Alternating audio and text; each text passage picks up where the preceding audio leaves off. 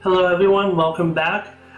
I know usually I play Minecraft, but I want to share my thoughts on one of my favorite games, Hearts of Iron 4. Hearts of Iron 4, for those of you that don't know, is a World War II simulator, and today I wanted to share my thoughts on some of the best unique features in the game. Because if you play as different countries, you'll end up with different unique events happening that you have to deal with. So let's start with number 10, Mexico. Mexico in Hearts of Iron 4 starts off in kind of a tricky situation, and what makes it all 100 times worse is the fact you'll be dealing with near constant rebellions. As you can see here, the church mechanic and the church and the military have unique mechanics to deal with in the decision side of things. And if you go too high on too atheist or too heavily religious, you'll end up with rebellion. And if you don't satisfy this guy, who I never actually learned to pronounce the name, General Saturnino Cedillo, I think it is, you'll end up with another rebellion. This makes playing as Mexico very interesting if you want to deal with near constant civil war, as it is a difficult challenge to just expand and grow. But your focus tree will also give you plenty of opportunity to do that. If you just rush down to the bottom here, which it looks intimidating, but it isn't actually that bad to do, especially if you go down the economic side of things.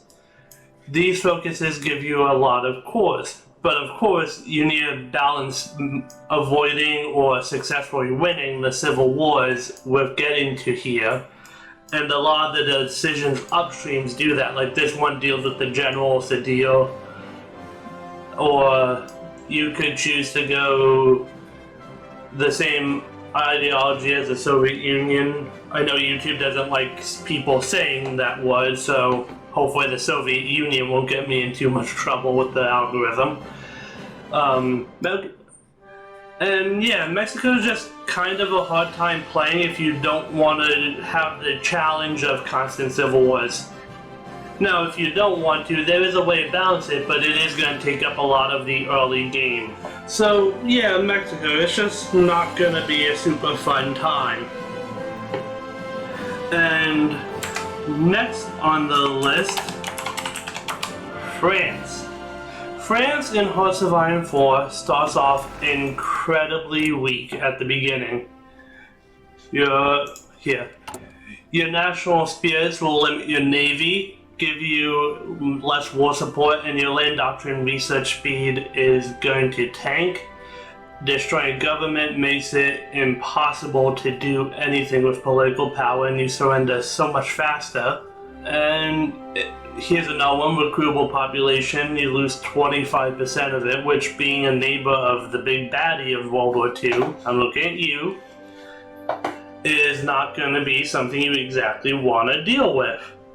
And you also have less output for your factories. These three, Victors of the Great War, Destroying Government, and Inefficient Economy, are the ones I especially loathe playing as the French, and it's why I actually don't play as them often. Now, you might argue this isn't really a unique mechanic. Well, how do you call playing this versus any other country? I mean, these are just so penalizing to the player, especially land doctrine research speed. All in all, you're just not going to have a very fun time playing with them. Now, of course, with La Resistance, they got to rework focus tree, and if you go down the same path I talked about with Mexico, this one, you can remove them pretty easily. But at the same time, there are achievements over on this side for the non-aligned and the same ideology as Germany. So what if you want to go for those? If you're someone who likes achievement gathering, you're going to have to deal with some annoying modifiers. And then there's also this one. Yeah, this is how you remove Destroying Government. Not Destroying Government. Victors of the Great War, but you need to get Destroying Government. And to do that, you have to reach this ideology. So assuming you stick exclusively to this path and you don't have to deal with any waiting at all, that's 1, 2, 3, 4, 5. So it's your 6th decision, and each decision being 70 days means that you have to wait just over a year in order to actually accomplish it. So, and then you have to rush down the other focuses to get down here. So that's another 1, 2, 3, 4, 5, 6. So this would be the 7th one. So all in all, that would be 13 times 70, which is 910 days. That's about 3 years into this game. World War II is about to stop by that. It's just difficult, annoying, kind of irritating, and that isn't accounting for if you have to deal with, like, actually flipping to the ideology. I'd imagine you have to somewhere down this route. You have to be 45% for the focus that actually removes destroying government. Okay. That's not too unreasonable. By then you'll probably get a good amount from some of these, yeah. Changing probably popularity. And again, you might want to say that this isn't really a unique mechanic in the game, as of course every country has these, what do they call them again? National spirits. Yeah, right. But France's are just so punitive that I have to call it a unique effect for France. Especially since they don't really have anything decision-wise that is unique to them. A lot of the major powers have this except for Germany and the Soviet Union. All the Democrat countries will have these exact same ones, including these two. This is just you control specific regions. Whoever controls the Maginot will get this, and this is just a formable nation, which I'm not including on this list, but I do really enjoy the feature. So France, yeah, just a pain to deal with. Next on the list is going to be China.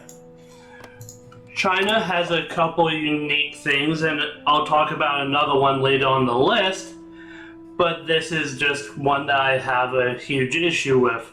Which, it makes sense. This being in here is actually really smart of the developers, I have to say.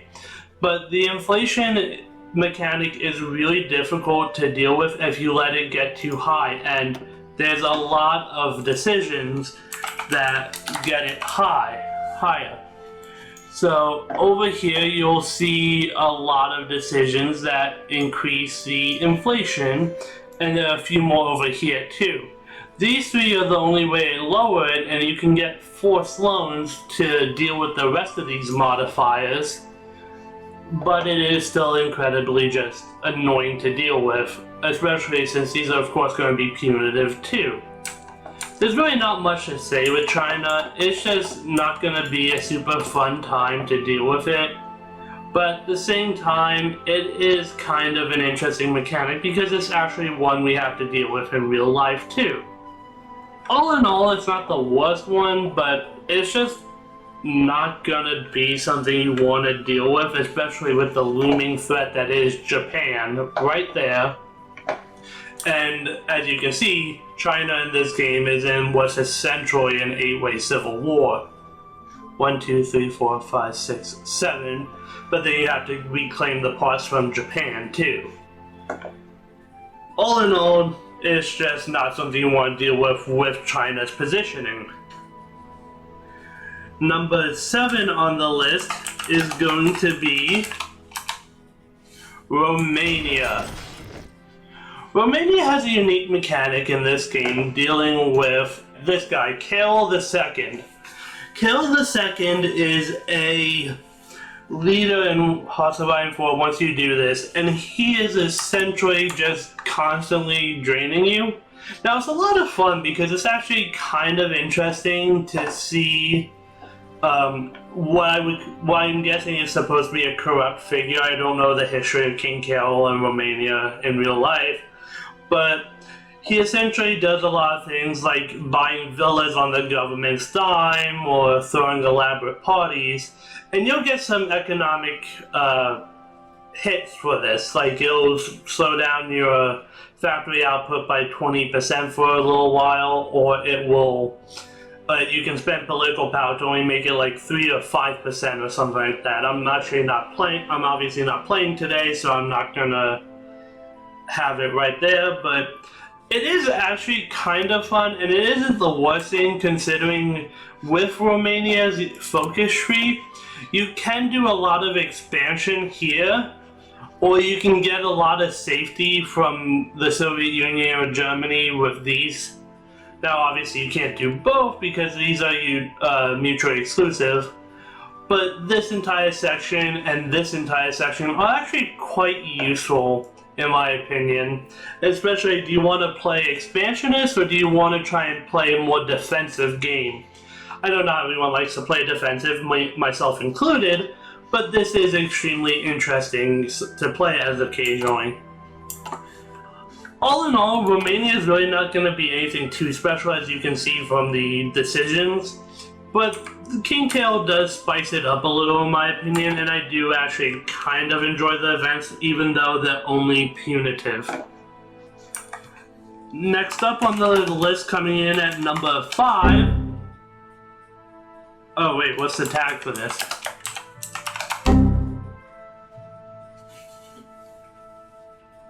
We are experiencing issues. I thought I remembered them all, but I apparently do not.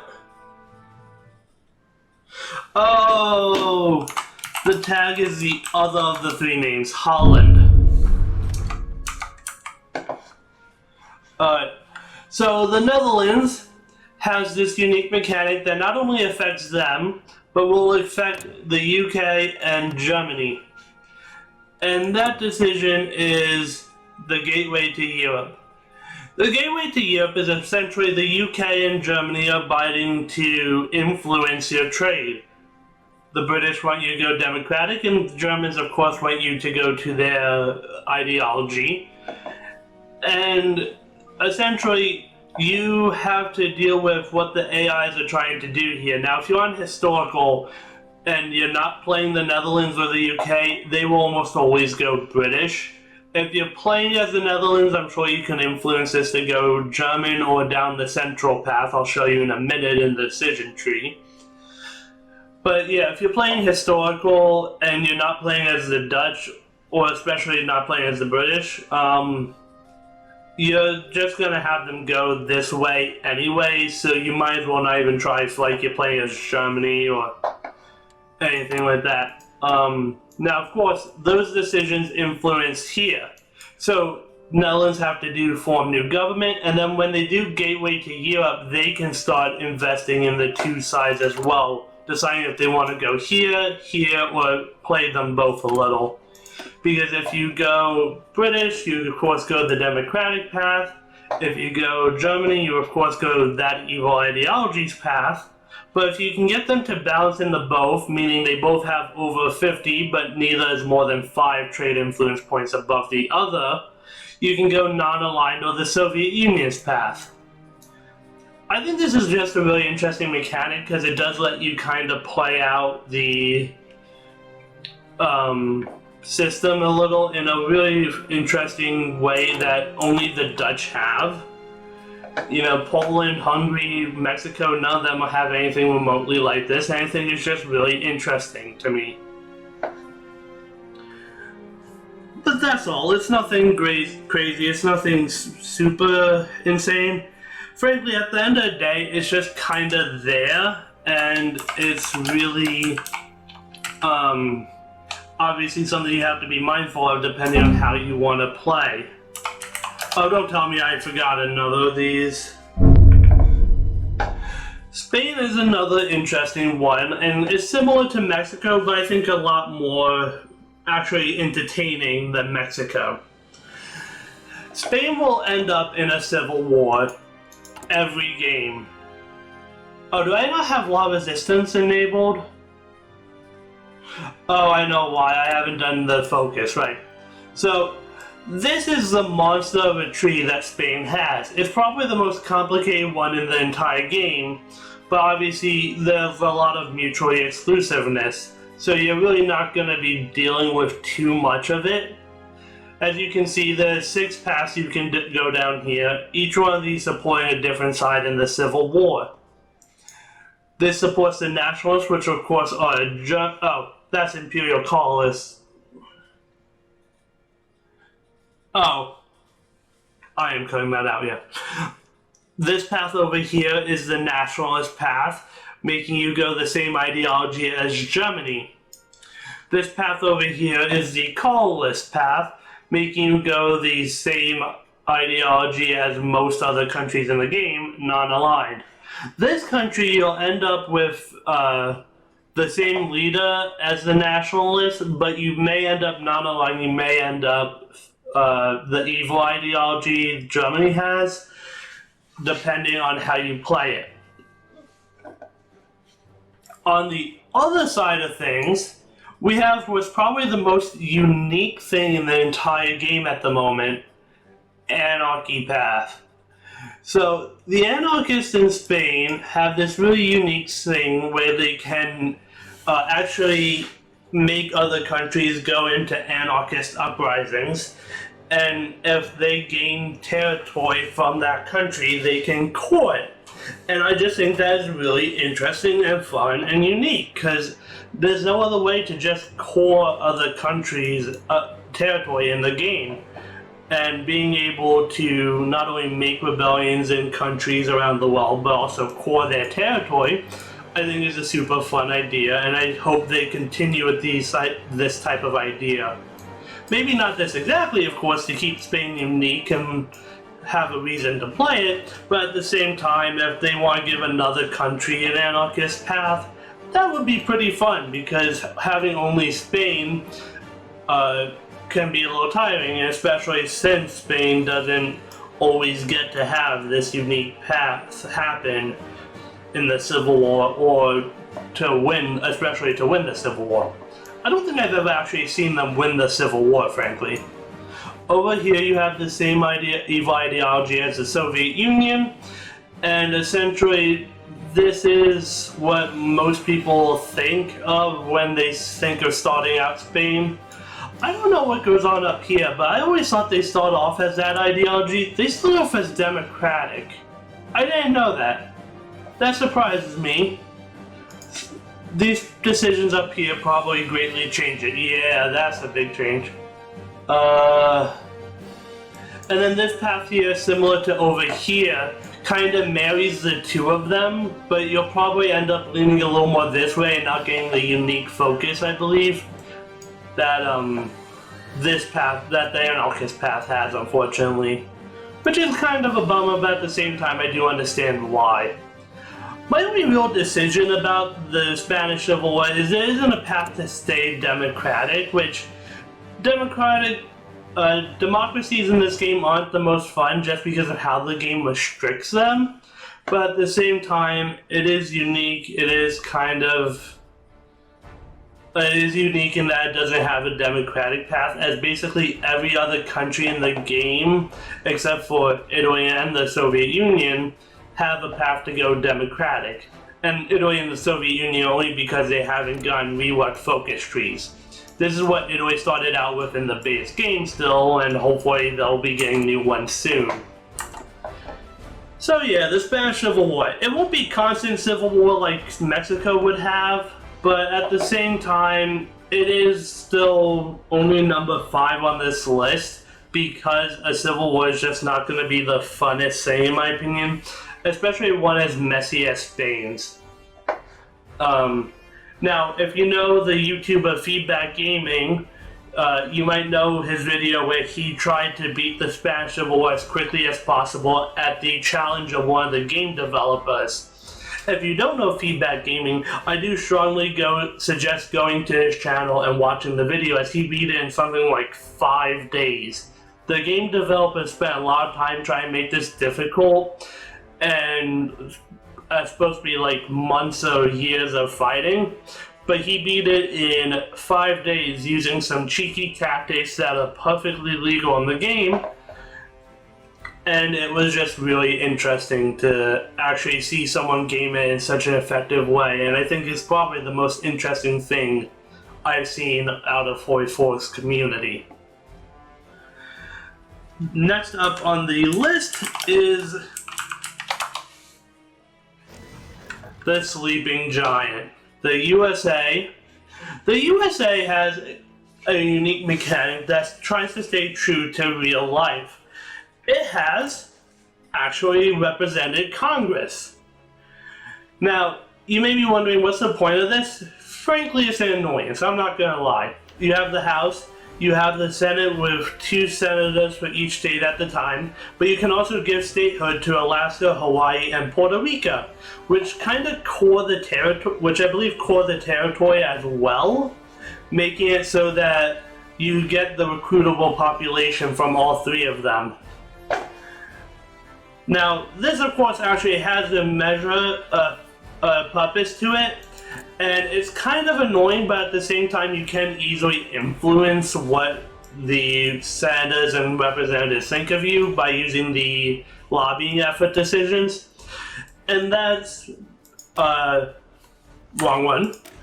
You need a certain amount of senators and representatives to support you, and choosing certain national focuses will penalize you or give you more support.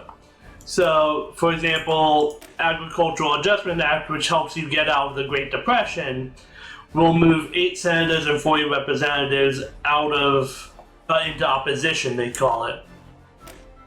Whereas for the Neutrality Act, you actually need the support of at least 39 senators and 174 representatives.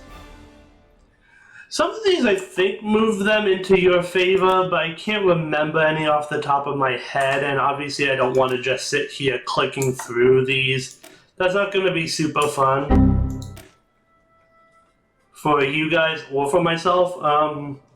Actually, I'm starting to think none of them actually do move. Oh, here's one. Of course, when you go Germany's ideology, that's where the supporting comes in.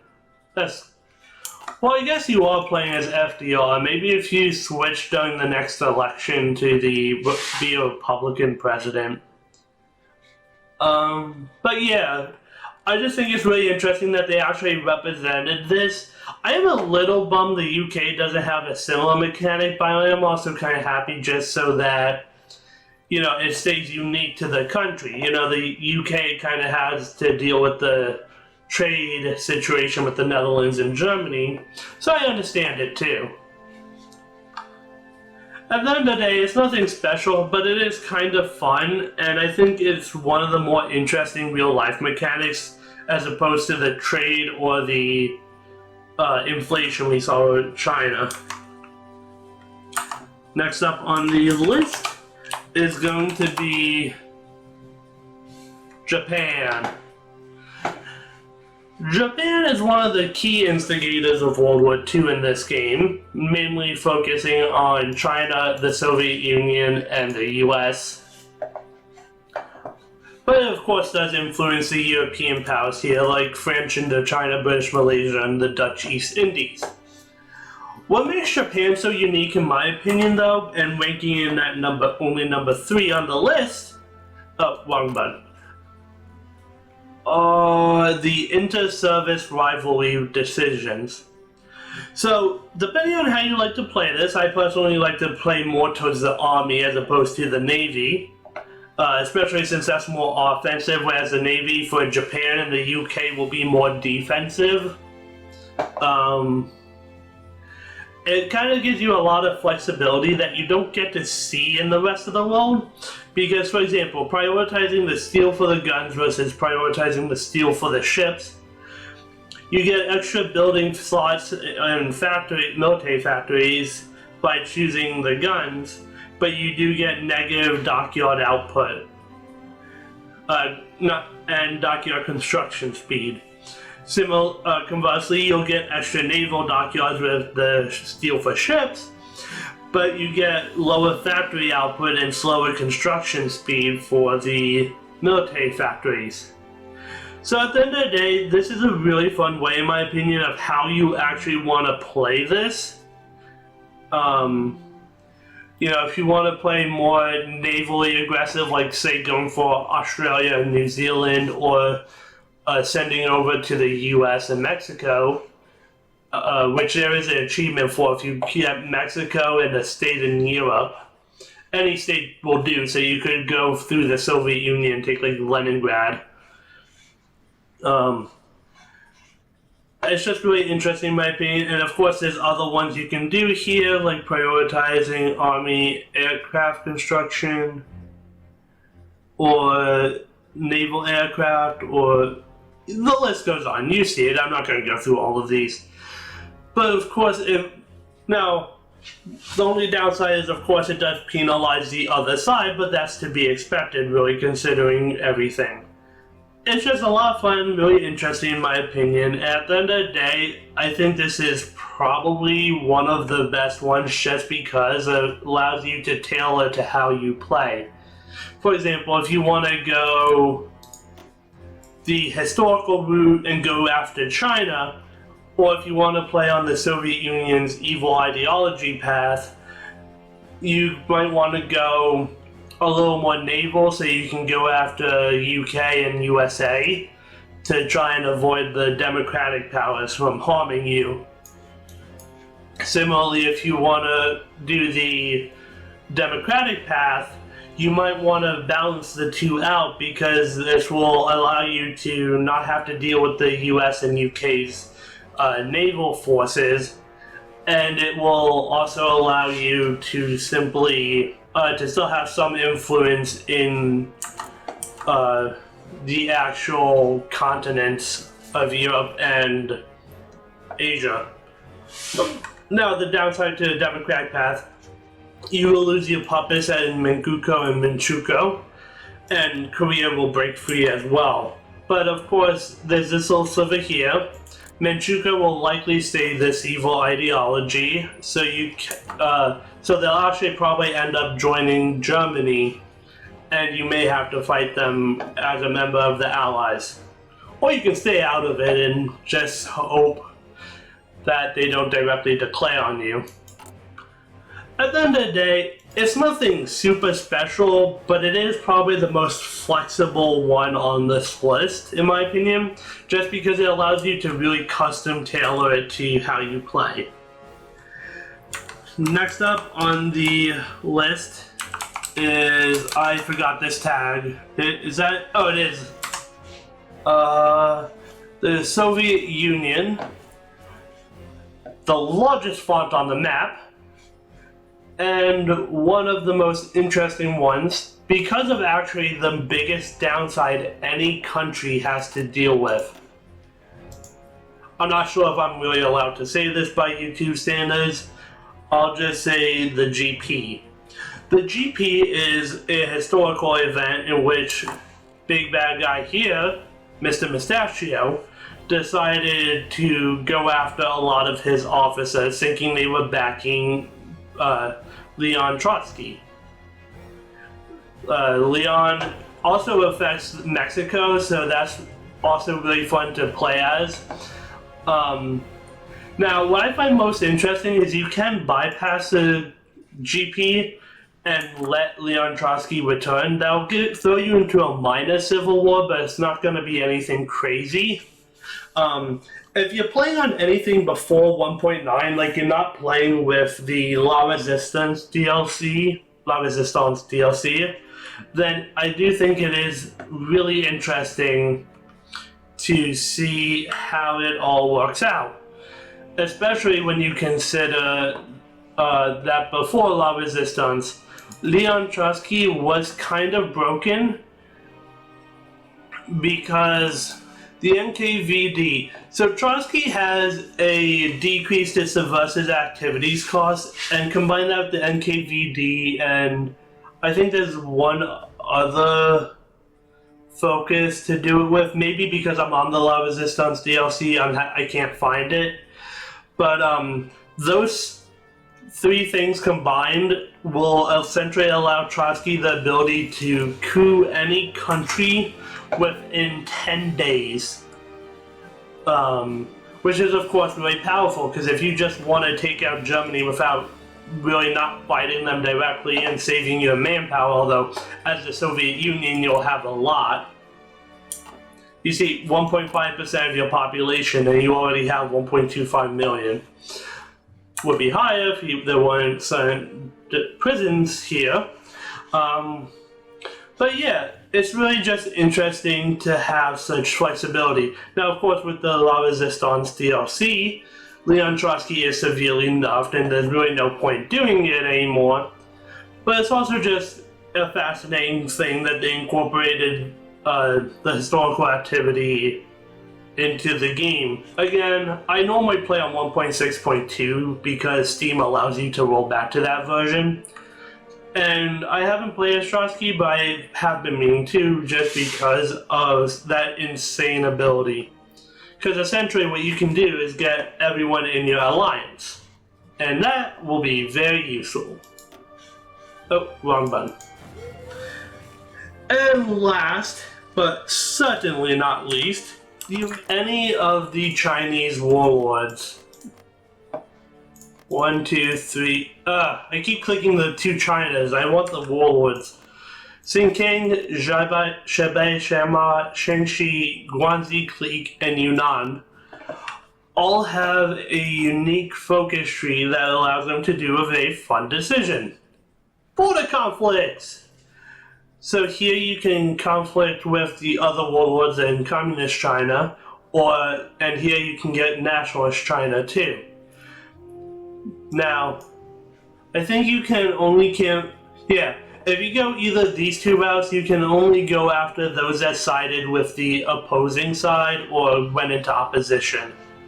But when I play a warlord, I like to go opposition just because, of course, you want to try and gain the whole country, don't you? Border conflicts are a very complicated set of rules to them, in my opinion. And if you go to Feedback Gaming's channel, back when Waking the Tiger DLC came out, he has a whole set of videos where he plays as Bai Shanma and Sanma and takes over China and Japan. And he goes into a lot of depth of how to work the system. I think it's probably the most fun, a unique feature in the game, in my opinion, as you can only border conflict the 7 of the Chinas. This guy, which I'm not going to say just in case of some legal reasons in China, and Japan and its puppets can't really be hit with border conflicts.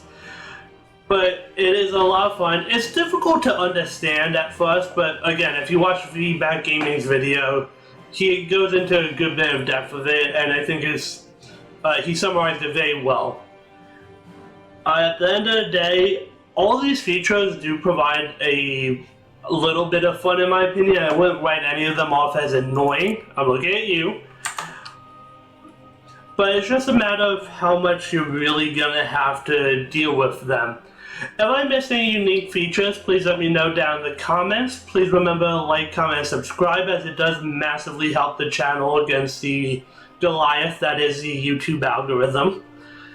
But yeah, and if you enjoyed this type of video, please let me know, as I do have a couple other ideas for these sort of listicles for certain games, including a couple more for Hearts of Iron 4.